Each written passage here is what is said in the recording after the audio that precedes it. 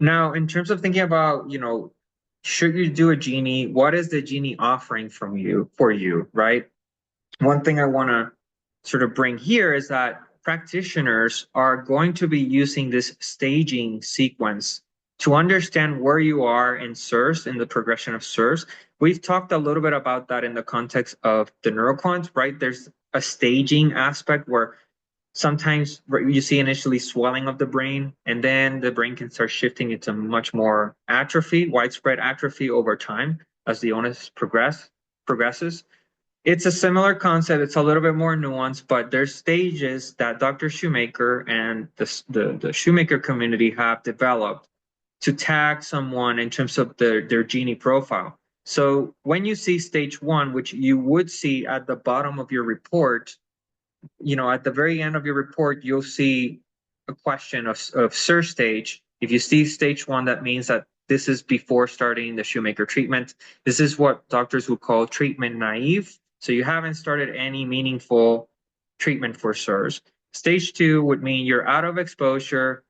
You're either on binders, you're treating Marcons, or you may be doing any of the other subsequent steps, basically steps 1 through 11 in the Shoemaker protocol. So that would be a stage two patient, and there are expectations about certain things changing in the Genie once you're on stage two. Stage three means that you have started VIP. And again, there's another set of expectations in terms of what we expect to see in the Genie if you're in stage three. Stage four completed the Shoemaker protocol, meaning you've gone through VIP if you need it. Some patients don't do VIP, but if you are one of those that is going through VIP, stage four would basically mean you've completed VIP or you've completed the protocol, and by that point you should see major resolution to a lot of the abnormalities in the Genie.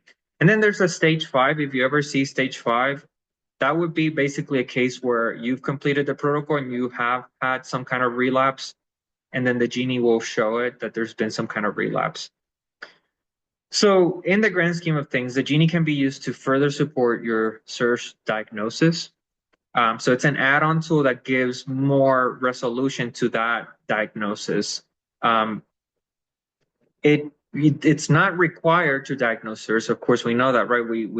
The sort of the foundational markers are going to be the standard blood work and the VCS test and the symptoms and your history. That's what usually practitioners use, but this can also be used to further confirm and add more color to that diagnosis. And here are some of the things that practitioners here are things that where the Genie can be very useful.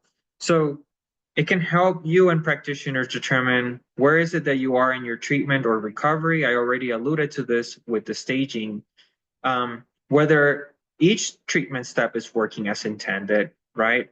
Or is there a step where you're just stalling and maybe you don't realize it, but when you look at the Genie tells you, yep, you're stalling in this step. So we need to go back to the drawing board and reassess. It will also tell you which biotoxins you are reacting to. A lot of us, I think, look into the Genie for this purpose, just solely for this purpose, because it's the one thing that gives us more of a causal picture of what are the toxins or the environmental biotoxins that could be causing CIRS. And very often this is going to reflect, what is it that you're reacting to in the moment or in the recent history, although it's not necessarily the case, but more often than not, that's what it shows. Whether Marcons is telling your treatment. So sometimes it's hard to tell if Marcons is still a problem in your nose. The Genie can help you determine that. Whether you're going to be someone who benefits from VIP treatment or whether you're going to be someone who does VIP treatment and you're not going to be responding properly to that.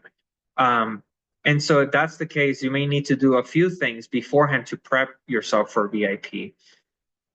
Whether you're at greater risk of brain injury or a cardiovascular event, disease event, these are things that can also be inferred from the Genie.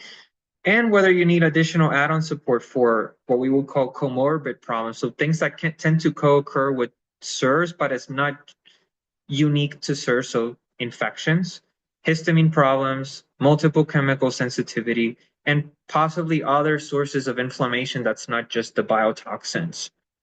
So all of this can be assessed with the GENIE, which gives it a lot of power in that sense. In terms of when to do GENIE, in general, you could do it at any point in your treatment. There's no hard rule of like, no, it needs to be here or here. However, there are some ideal situations where the GENIE makes a lot of sense intuitively. So if you haven't started treatment and you're thinking on repeating the test at some point in the future, right? If you're at stage 1 and you want to retest either in any of these latter stages, that's a very ideal sequence. It's like you're running your own study, your own experiment, so to speak, and it'll give you a lot of understanding of how you're moving forward or how or why you're stalling, which leads to the second point, right? If you hit a point at any of these stages of stalling a wall and you don't know what's causing it, why are you stalling in the treatment, you think you're doing everything that you should be doing, the GENIE can come into the scene and help you figure out, oh, this might be why I'm stalling. Maybe you have a neuroquant that shows significant brain atrophy and you want to get better understanding around what's driving that. The GENIE can help you create that picture as well. And the other context would be you may have completed the protocol. I know this is going to be true for all of you. It's just a matter of time. But there might be some relapse for some of us sometimes. And that can happen. There might have, in some cases, there might be like a very significant exposure that's very extreme. You can work your way backwards, right? You can go back and sort of do a condensed version of the treatment, not like something that would last like a year or two, more like maybe a couple weeks or something like that. And so if you suspect relapse, you can do a GENIE to see if indeed you've been relapsing. So these are all good situations or ideal situations to do the GENIE.